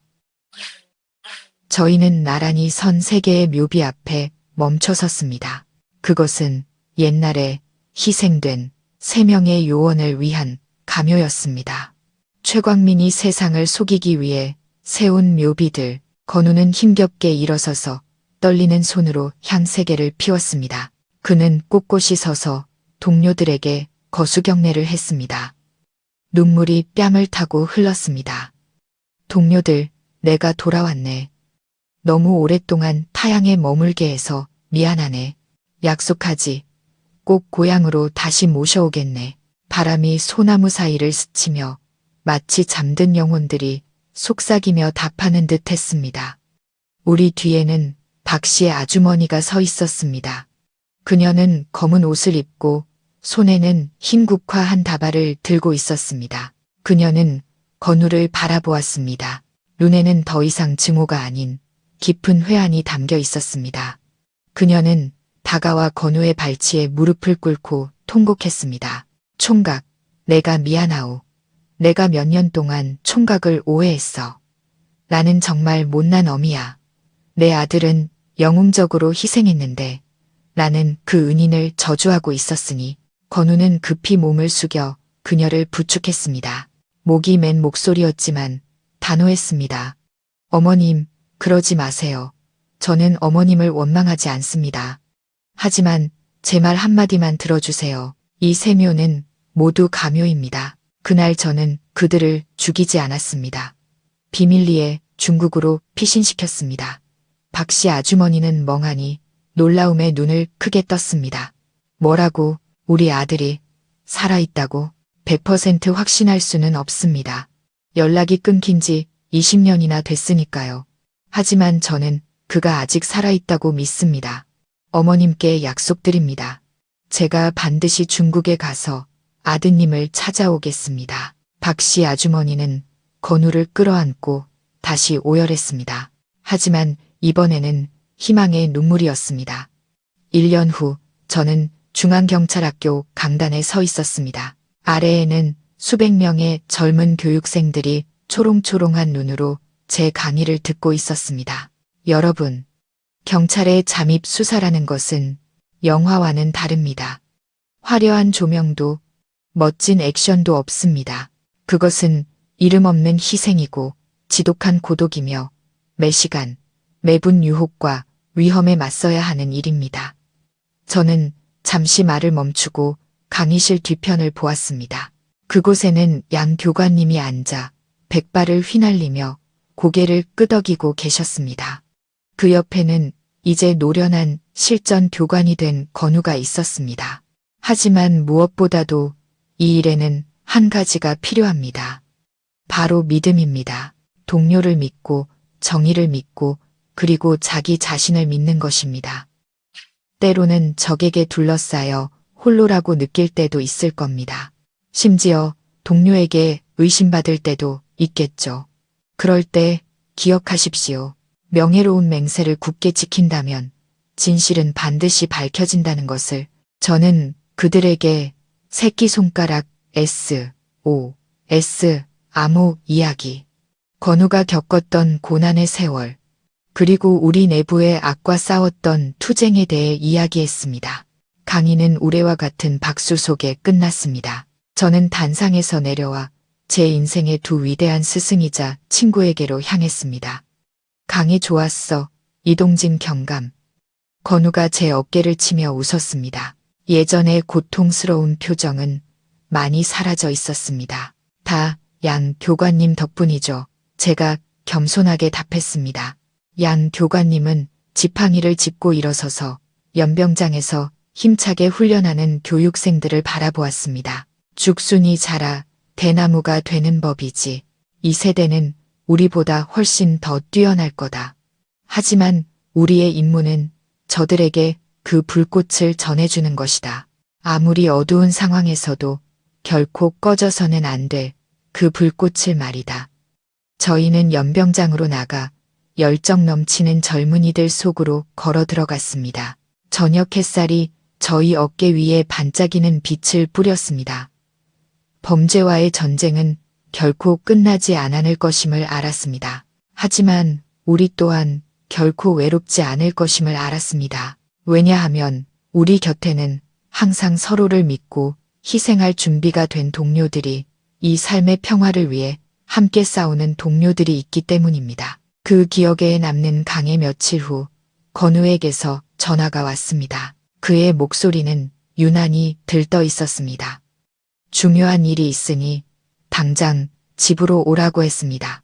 문을 열고 들어서자 건우와 양 교관님이 어머니와 함께 차를 마시고 계셨습니다. 어머니는 오늘따라 무척 생기 있어 보이셨습니다. 건우가 하는 이야기를 들으며 잇몸을 드러내고 웃고 계셨습니다. 저를 보더니 건우가 일어나 제 손을 끌어 의자에 앉혔습니다. 동진아, 앉아봐. 너한테 보여줄 게 있어. 그는 제 앞에 통장 하나를 놓았습니다. 여러분이 찍혀있는 금액에 저는 어안이 벙벙했습니다. 5억 원, 이 돈이 다 어디서 난 거야?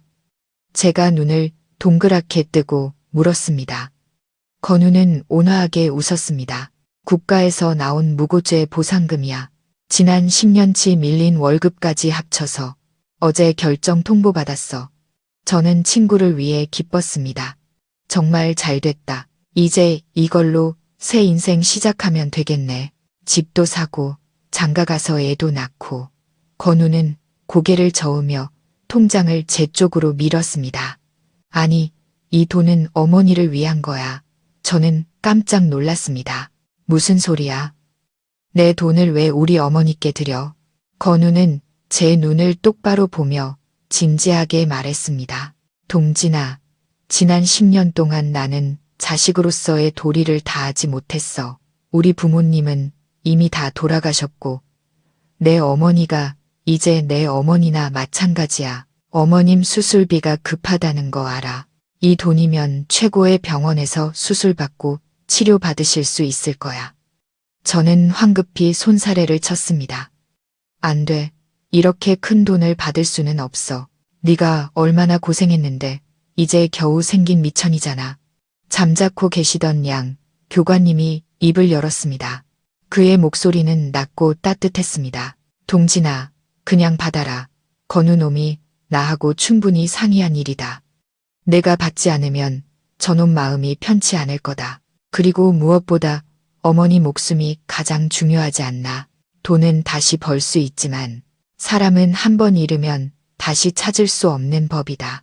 옆에 앉아 계시던 어머니의 눈시울이 붉어졌습니다. 그녀는 건우의 손을 잡으며 떨리는 목소리로 말했습니다. 얘야, 내 마음은 고맙지만 나는 늙었어. 살고 죽는 건 다 운명이지. 건우는 어머니 옆에 무릎을 꿇고 앙상한 손을 꽉 잡았습니다. 어머니, 그런 말씀 마세요. 건강하게 오래 사셔서 저희가 성공하는 모습 보셔야죠. 어머니는 동진이의 유일한 가족이고 이제 저의 유일한 가족이기도 합니다. 저를 아들로 삼아주실 기회를 주세요. 저는 터져 나오려는 눈물을 감추려 고개를 돌렸습니다. 우리의 형제애와 동료애는 무엇으로도 잴 수 없었습니다. 만약 제가 거절한다면 건우는 평생 저를 원망할 것임을 알았습니다. 다음 주 어머니의 신장 이식 수술이 중앙병원에서 진행되었습니다. 건우는 수술실 밖에서 6시간 내내 저와 함께 기다려 주었습니다. 수술실 등이 꺼지고 의사가 미소를 지으며 나와 수술이 성공적으로 끝났다고 알려주었을 때 저와 건우는 서로를 끌어안고 기쁨의 눈물을 터뜨렸습니다. 3개월 후 지방법원에서 최광민과 그 일당에 대한 형사재판 1심이 열렸습니다. 이 사건은 현직 고위경찰 간부의 타락이라는 심각성 때문에 세간의 특별한 주목을 받았습니다.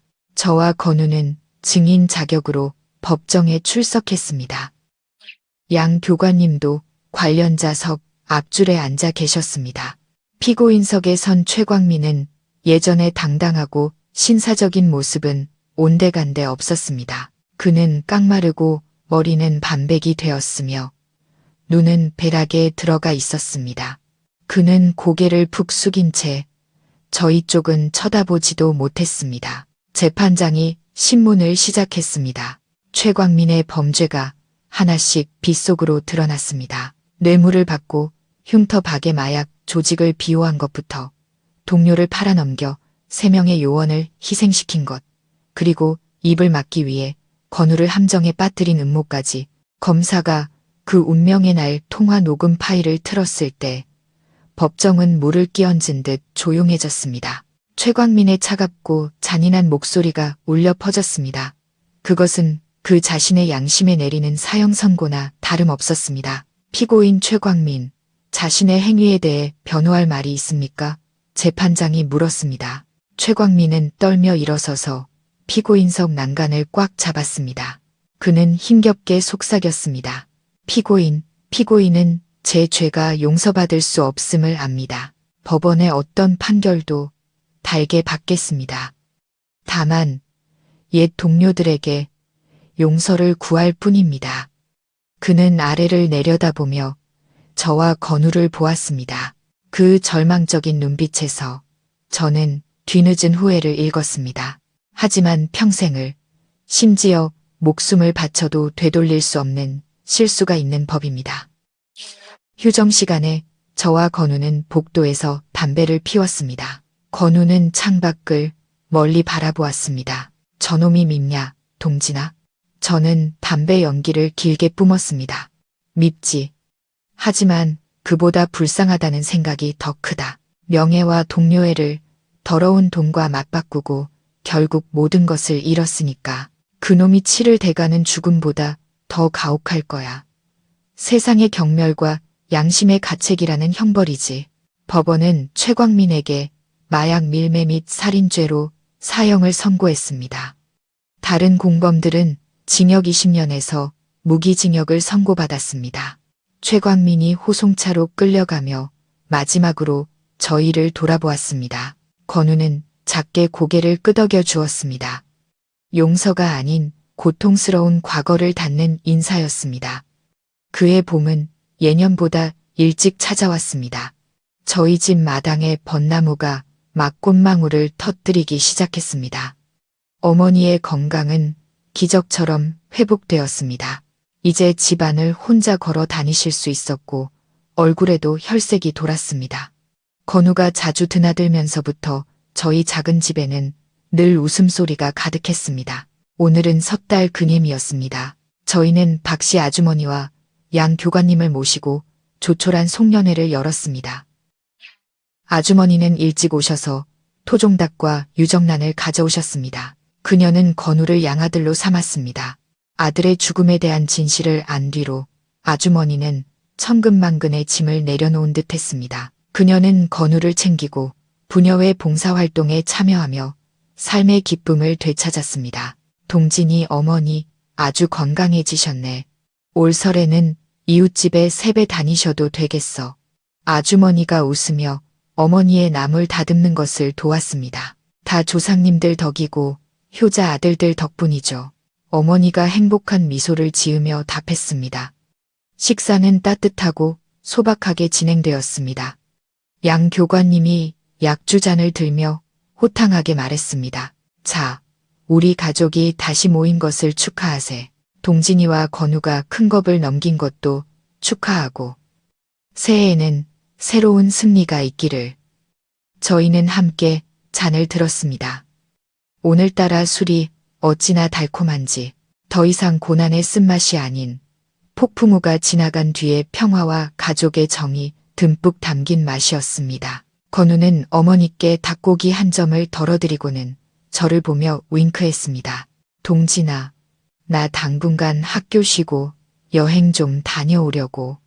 저는 놀랐습니다. 어딜 가려고? 옛날 우리 동료 3명을 돌봐주셨던 은인들을 찾아봐야지. 그리고 가장 중요한 건 박씨 어머님과의 약속을 지켜야 해. 어떻게든 형님과 다른 동료들의 흔적을 찾아야겠어. 난 그들이 아직 어딘가에 있다고 믿어. 저는 친구의 눈에서 옛날의 그 결연한 불꽃을 보았습니다. 저는 그의 어깨를 두드렸습니다. 그래, 다녀와. 집은 내가 잘 지키고 있을게. 도움이 필요하면 언제든 새끼손가락으로 연락하고. 저희 둘은 함께 웃으며 새끼손가락을 걸었습니다. 옛 맹세는 이제 불멸의 우정의 상징이 되었습니다. 인생은 그렇게 흘러갔습니다. 마치 바다로 흘러가는 강물처럼 험난한 구비와 폭포도 있지만 강은 결국 대양의 평온함을 찾아 흘러갑니다. 저는 계속해서 경찰학교에서 후배들을 가르쳤습니다. 건우는 3개월간 중국 국경의 외딴 마을들을 헤맨 끝에 돌아왔습니다. 그는 기대했던 것처럼 살아있는 새 동료를 데려오지는 못했지만 세계의 유골함을 가져왔습니다. 그들은 국경을 넘은 지 몇 년 안 되어 지독한 풍토병과 적의 끈질긴 추격 끝에 사망했다고 합니다. 현지 주민들이 그들을 정성껏 묻어주고 제사를 지내주었습니다. 건우는 그들의 묘를 찾아 유골을 수습해 고국으로 모셔왔습니다. 현충원에서 열사들의 유골 안장식이 열리던 날 박씨 아주머니는 통곡했지만 그 표정은 이상하리만치 평온했습니다. 마침내 그녀의 아들이 차가운 가묘가 아닌 동료들 곁에서 평안히 잠들게 되었기 때문입니다. 건우는 복직하여 도내 최고의 마약 범죄 전문가가 되었습니다. 그는 먼저 간 동료들의 목까지 살며 자신의 모든 것을 바쳤습니다. 매년 희생된 동료들의 기일이 되면 저희는 함께 현충원을 찾아 향을 피웠습니다. 나란히 앉아 잠든 그들에게 조국의 변화와 우리 후배들의 새로운 활약상에 대해 이야기해 주었습니다. 어느 늦은 오후, 저는 학교 건물 4층 발코니에 서서 연병장을 내려다보았습니다. 미래의 경찰관들이 석양 아래 땀 흘리며 훈련하고 있었습니다. 우렁찬 함성이 하늘 한구석을 가득 메웠습니다. 조국 수호를 위하여, 사회 안녕 질서를 위하여. 저는 열정 넘치는 젊은 얼굴들 속에서 저와 건우의 모습을 보았습니다. 우리는 늙었지만 경찰의 이상과 뜨거운 피는 세대를 거쳐 영원히 흐를 것입니다. 휴대폰이 울렸습니다. 건우에게서 온 문자였습니다. 밥 먹으러 와. 어머니가 네가 좋아하는 닭볶음탕 해놓으셨어.